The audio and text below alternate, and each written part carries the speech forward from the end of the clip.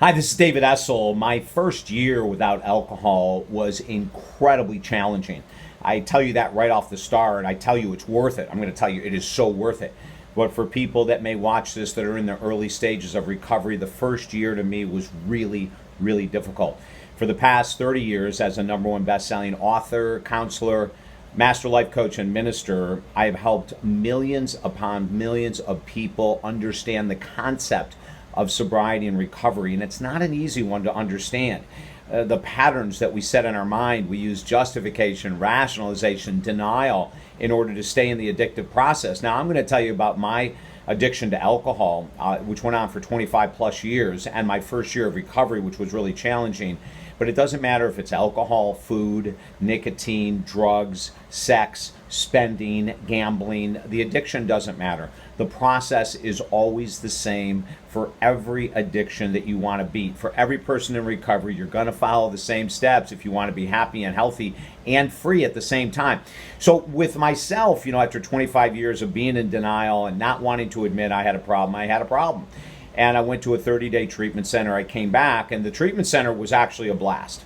It was crazily fun. And the reason I say that is for 30 days, all I had to do was focus on me. Even though when I went into treatment, I had already been helping people get sober for years and years and years while I was an alcoholic. My alcohol tendencies never interfered with work. I didn't come into work hungover or drunk. I didn't drink while working. There was never, of all the years that I was working as a counselor and master life coach and minister and speaker and author and radio host and television host, never did my addictions interfere with my work. It destroyed my personal life, my intimate relationships. Oh my God, forget it. And I can take a lot of responsibility for that, right? But that first year, when I came home in the treatment center, I was in a cocoon. I didn't have to worry about the temptations. Then all of a sudden, I come home and I have access to everything, right? I mean, there's bars, there's grocery stores, there's convenience stores, there's alcohol all around. And it was a nightmare for me. The first 3 or 4 days home, I was filled with anxiety. I didn't know what to do. Yes, I went to some meetings. I went actually to 130 meetings in a row, 12-step meetings. And after that, I just don't agree with a lot of their teachings. I think the greatest benefit for me and for my clients that I encourage to go to 12-step is simply walking in the room. I think that's huge. It makes sure that you are vulnerable, that you're humble, that you're open, that you are admitting that you have an issue. And that, to me, is the most powerful thing about 12-step. I have a lot of issues with their teachings because the teachings have never been updated in 80 years. There's so much more that we know and that I work with clients in my holistic addiction recovery program that 12-step will never touch unless they finally get off the bed and do the work and update their programs to 2019 standards. And what I mean by that is update what we know about the conscious mind, the subconscious mind, brain chemistry supplementation, how we have to eat for recovery, how we have to, there's a million things that you'll never learn in those rooms. I'm not saying they're terrible, I'm just saying they're inefficient. Well, they only have about a 10% success rate, so that should tell you something right there. But let's go back to my first year. So in those first 6-7 days home, I was filled with anxiety. So I hired professional counselors like myself in order to hold my feet to the fire.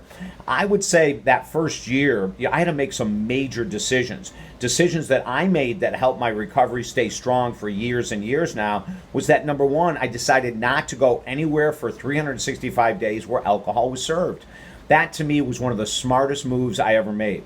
I didn't go to concerts. I didn't go to restaurants where alcohol was served. I didn't go to parties. I didn't go to networking events. I didn't go to weddings. I didn't go to funerals. I didn't go anywhere. That to me was a sign that I was serious about getting sober for life. Now, you may choose not to do that. You may have a really easy path with your recovery. I didn't find that to be true. I lost 90% of my friends because 90% of my friends were alcoholics. So then there was this huge void, right? So I'm filled with anxiety. I already have social anxiety that I didn't even know about. When I was working with my professional counselors, they were telling me that you're filled with social anxiety, and they were right. One of the ways that I tried to medicate my social anxiety was through alcohol. So in order for me to go to a networking event, to go to a party, a funeral, a wedding, I would have several drinks first. And then, of course, I would keep drinking wherever I was. So my social anxiety was a huge cause of my alcoholism. And what creates social anxiety? Well, there's a few things. I'll be doing a separate video on that we'll talk about at that time. But I just want you to know the most important thing to me was making that 365-day sobriety mark and doing it with professionals that were holding my feet to the fire. People that were trained like I am in addiction recovery. That made all the difference in the world. I will tell you this, sobriety is worth it. I have no more drama and chaos in relationships. I have no more drama and chaos pretty much in most of my life that used to be created by alcohol. I go to parties, I have a blast. I go to weddings, I have even more fun than I had when I was drinking. And yes, I can remember everything. If you need help, visit us at talkdavid.com. I take people from all over the world through our holistic addiction recovery program. It's 10 weeks long via phone or Skype, and the results are freaking amazing. We actually guarantee that if you do, as we say in the course, that you will get sober too. Visit us at talkdavid.com. It doesn't matter where you live. We really need to get these addictions to alcohol, food, nicotine, drugs, sex, gambling, spending, etc.